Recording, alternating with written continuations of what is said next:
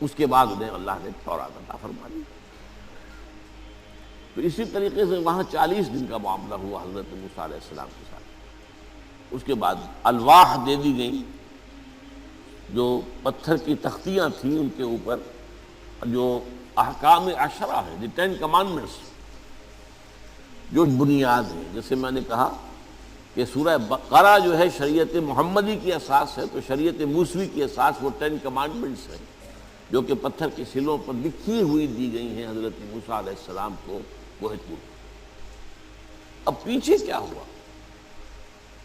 حضرت موسیٰ کی اس غیر حاضری میں سامری کو موقع مل گیا، اس نے گمراہ کرنے کے لیے ایک شعبدہ دکھایا، اور وہ شعبدہ کیا تھا؟ آل فرعون کے جو زیور وغیرہ ہوتے تھے ان لوگوں کے، وہ ان بنی اسرائیل کے لوگوں کے پاس امانت رکھا تھا۔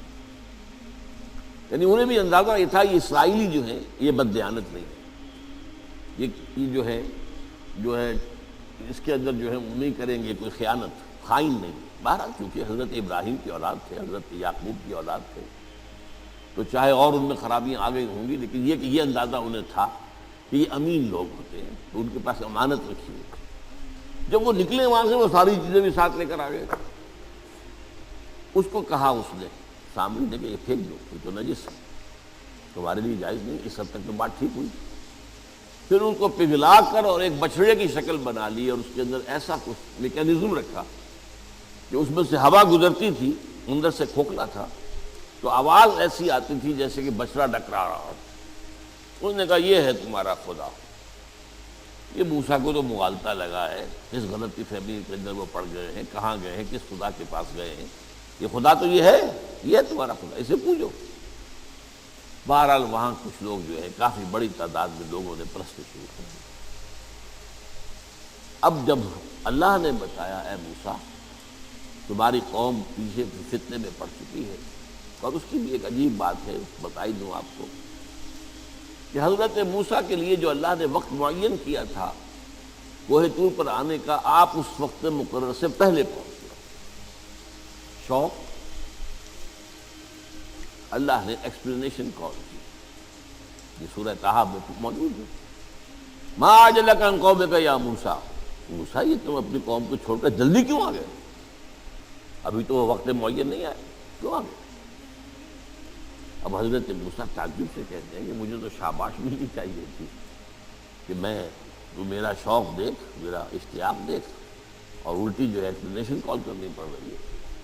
قال عجلت الیک ربی لترضیٰ، پروردگار میں تو جلدی کر کے آیا اس لیے تو راضی ہو جائے کہ تیرے طلب کرنے پر میں وقت معین سے بھی پہلے پہنچ گیا۔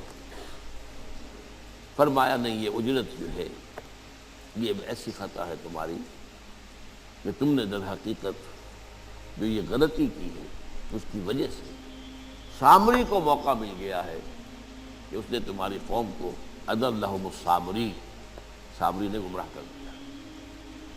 یہ خبر پا کر اب حضرت موسیٰ علیہ السلام جب آئے ہیں واپس اپنی قوم، اس کے لیے جو الفاظ آئے ہیں یہ سورہ اعراف کے اندر ہے۔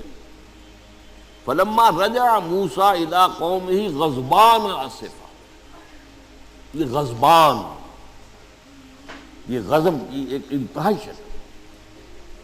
اس وزن پر عربی زبان میں جو الفاظ آتے ہیں وہ کسی شے کی شدت کو ظاہر کرتے ہیں۔ انا جوعان، میں بھوک سے مرا جا رہا ہوں۔ انا عطشان، میں پیاس سے مرا جا رہا ہوں۔ اسی طرح رحمان، جس میں رحم جو ہے وہ ٹھاٹھے مارتے سمندر کے بارے میں۔ تو اس وزن پر جو الفاظ آتے ہیں اسی وجہ سے غضبان، تو میں کہہ رہا تھا یہ ہے جلالی طبیعت حضرت موسیٰ علیہ السلام کی، کہ انہیں جب یہ اندازہ ہوا کہ میری قوم کے کچھ لوگ جو ہیں وہ اس طریقے سے گمراہ ہو گئے، مشرک ہو گئے، وہ شرک بھی جلی شرک، خفی شرک نہیں، باقاعدہ ایک پرستش جو ہے ہو رہی ہے ایک بچڑے کی، اسے خدا مانا جا رہا ہے۔ اسفا، بہت ہی متاسف۔ اب یہ دو الفاظ آ گئے، غضبان، اسفا، ایک جانب غضبناک اور دوسری طرف انتہائی افسوس اور رنج کے کیسے۔ چنانچہ وہاں آ کر جو الفاظ قرآن مجید میں آئے ہیں اسی جلالی طبیعت کا مظہر ہے۔ وَأَلْقَى الْأَلْوَاحَ، وہ جو لے کر آئے تھے تختیاں وہ تو آپ نے ڈال دی۔ وَأَخَذَ مِرَاسَ أَخِيهِ يَجُرُّهُ إِلَيْهِ، اپنے بھائی حضرت ہارون کا سر پکڑ کر، بلکہ داڑھی کے بال پکڑ کر اور پیشانی کے بال پکڑ کر گھسیٹا، یہ تم نے کیا کیا؟ میں تمہیں خلیفہ بنا کر گیا تھا یہاں، تمہارے ہوتے ہوئے اور یہ کام ہو گیا، تم کیوں نہ میرے پیچھے آ گئے مجھے بتانے کے لیے؟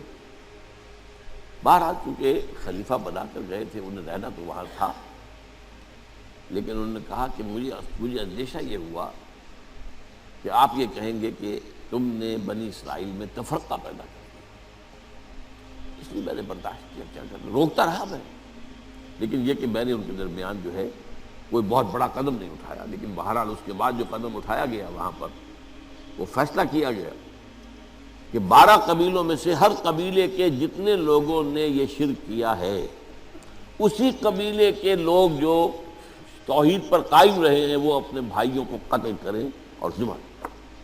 تو تورات کی روایت کے مطابق 70,000 یہودی قتل ہوئے،